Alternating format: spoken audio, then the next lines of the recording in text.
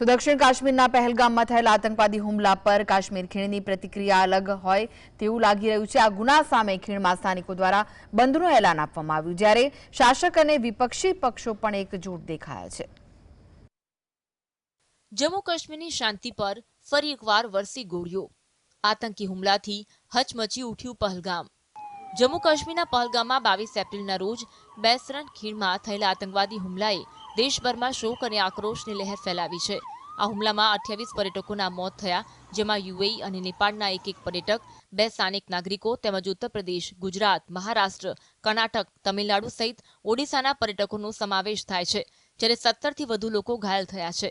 તો વડાપ્રધાન નરેન્દ્ર મોદી પણ સાઉદી અરેબિયાનો પ્રવાસ અધવચ્ચે મૂકી દિલ્હી પરત ફર્યા હતા અને રાષ્ટ્રીય સુરક્ષા સલાહકાર અજીત ડોભાલ અને વિદેશ મંત્રી એસ જયશંકર સાથે એરપોર્ટ પર જ બેઠક યોજી હતી।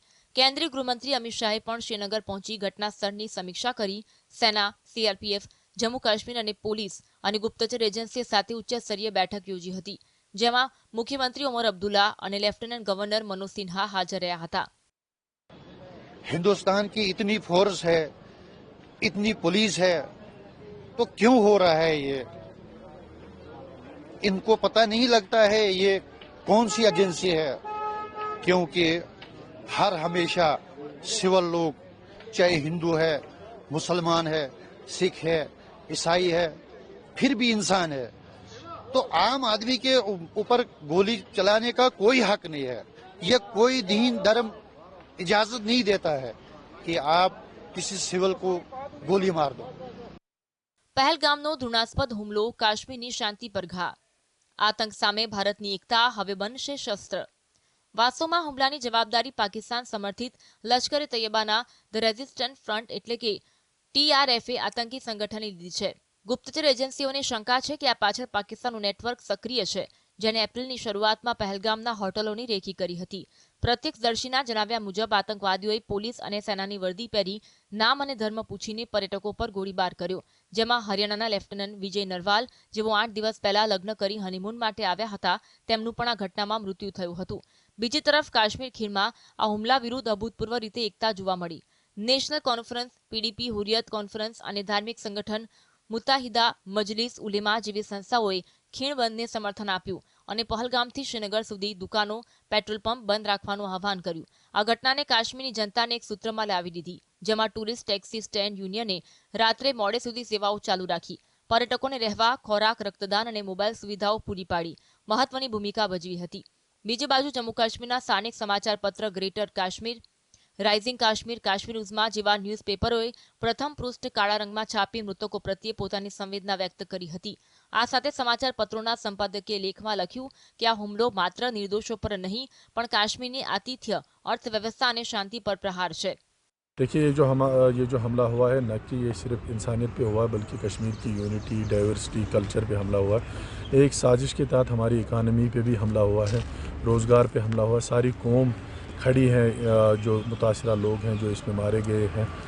एज ए इंडिविजुअल कश्मीरी अगर हम बात करें, सारी कौम अभी गम में है, गमज़दा है, और हम इन परिवारों के साथ हैं।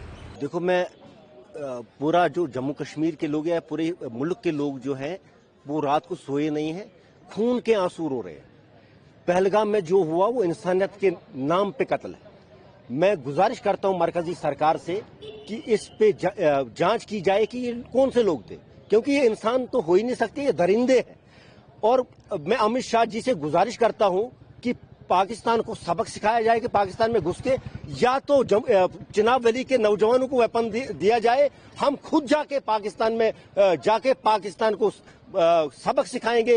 दोबारा हमारे मुल्क में किसी भी नौजवान या किसी भी आदमी को इस नजर से न देखा जाए कि ये जम्मू कश्मीर के हिंदू मुस्लिम भाईचारा जो है, ये आज से पहले भी था और आज भी रहेगा। ये घटनाएं हम बर्दाश्त नहीं करेंगे। કાશ્મીર ખીણમાં ફરી એકવાર ગુજર્યો આતંકનો તોફાન। આ હુમલો 3 જુલાઈથી શરૂ થનારી અમરનાથ યાત્રા પર ગંભીર અસર કરી શકે છે, કારણ કે પહેલગામ યાત્રાનો મુખ્ય માર્ગ છે અને આતંકવાદીઓનો ઉદ્દેશ યાત્રીઓમાં ભય ફેલાવવાનો હોઈ શકે છે। રાજકીય સ્તરે રાહુલ ગાંધી, અમિત શાહ અને અબ્દુલ્લા સાથે ચર્ચા કરી સંપૂર્ણ સમર્થનની ખાતરી આપી, જ્યારે ગુજરાતના મુખ્યપ્રધાન ભૂપેન્દ્ર પટેલે આ હુમલાની નિંદા કરી। વાસ્તવમાં હુમલામાં ગુજરાતના કુલ 3 લોકોના મોતની પુષ્ટિ કરવામાં આવી છે।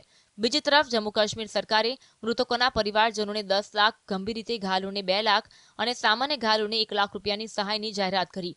બીજી તરફ સેનાની વિક્ટર ફોર્સ, સીઆરપીએફ અને જમ્મુ કાશ્મીર પોલીસે બેસરાણ ખીણમાં સર્ચ ઓપરેશન તેજ કર્યું, જ્યાં એનઆઈએ અને ફોરેન્સિક ટીમો પણ તપાસમાં જોડાઈ છે. આ હુમલાએ કાશ્મીરના પર્યટન અને અમરનાથ યાત્રાની સુરક્ષા પર પ્રશ્નો ઉઠાવ્યા છે, જેના જવાબમાં ભારતે આતંકવાદ સામે એકજૂટ થઈ કાર્યવાહી કરવાનો સંકલ્પ વ્યક્ત કર્યો છે. Bureau report, GSTV.